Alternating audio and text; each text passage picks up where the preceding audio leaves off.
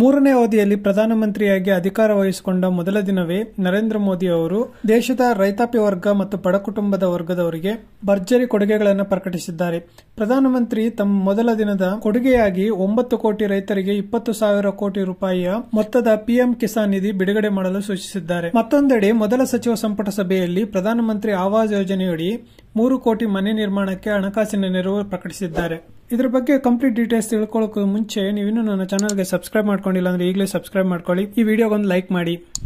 ಭಾನುವಾರವಷ್ಟೇ ಪ್ರಧಾನಿಯಾಗಿ ಪ್ರಮಾಣ ವಚನ ಸ್ವೀಕರಿಸಿದ್ದ ಮೋದಿ ಅವರು ಸೋಮವಾರ ತಮ್ಮ ಮೊದಲ ಕಡತಕ್ಕೆ ಸಹಿ ಹಾಕಿದ್ದಾರೆ. ಸುಮಾರು 9.3 ಕೋಟಿ ರೈತರಿಗೆ ಅನುಕೂಲವಾಗಲಿರುವ 20,000 ಕೋಟಿ ರೂಪಾಯಿ ಮೊತ್ತದ ಪಿಎಂ ಕಿಸಾನ್ ನಿಧಿಯ 17ನೇ ಕಂತಿನ ಹಣ ಬಿಡುಗಡೆಗೆ ಅಧಿಕಾರಿಗಳಿಗೆ ಆದೇಶವನ್ನು ನೀಡಿದ್ದಾರೆ. ಹಣ ಬಿಡುಗಡೆಗೆ ಸಹಿ ಹಾಕಿದ ನಂತರ ಹೇಳಿಕೆ ನೀಡಿರುವ ಮೋದಿ ಅವರು, ನಮ್ಮ ಸರ್ಕಾರ ರೈತರ ಕಲ್ಯಾಣಕ್ಕೆ ಸಂಪೂರ್ಣ ಬದ್ಧವಾಗಿರುವ ಸರ್ಕಾರ.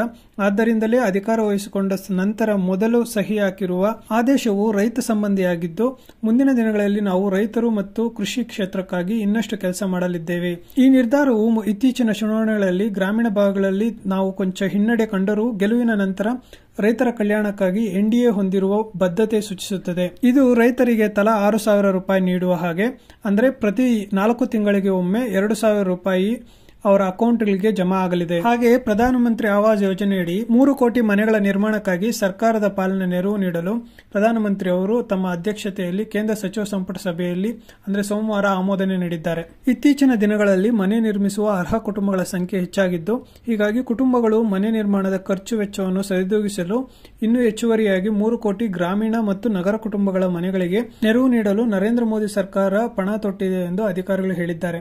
ಪಿಎಂವೈ ಅನ್ನು 2015-16ರಿಂದ ಜಾರಿಗೊಳಿಸಲಾಗಿದ್ದು, ಅರ್ಹ ಗ್ರಾಮೀಣ ಮತ್ತು ನಗರ ಕುಟುಂಬಗಳಿಗೆ ಮೂಲಭೂತ ಸೌಕರ್ಯಗಳೊಂದಿಗೆ ಮನೆಗಳನ್ನು ನಿರ್ಮಿಸಲು ಸಹಾಯ ಮಾಡಲು ಈ ಯೋಜನೆಯನ್ನು ಜಾರಿಗೊಳಿಸಲಾಗಿತ್ತು.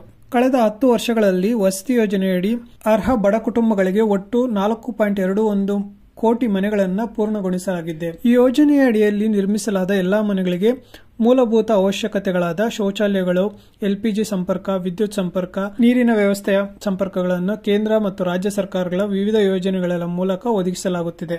ಈ ವಿಡಿಯೋ ನಿಮಗೆ ಇನ್ಫಾರ್ಮೇಟಿವ್ ಅನ್ಸಿದ್ರೆ ಈ ವಿಡಿಯೋ ಒಂದು ಲೈಕ್ ಮಾಡಿ, ಹಾಗೆ ಕ್ರಂಚಿ ಕಟಲ್ ಯೂಟ್ಯೂಬ್ ಚಾನಲ್ಗೆ ಸಬ್ಸ್ಕ್ರೈಬ್ ಮಾಡ್ಕೊಳ್ಳಿ.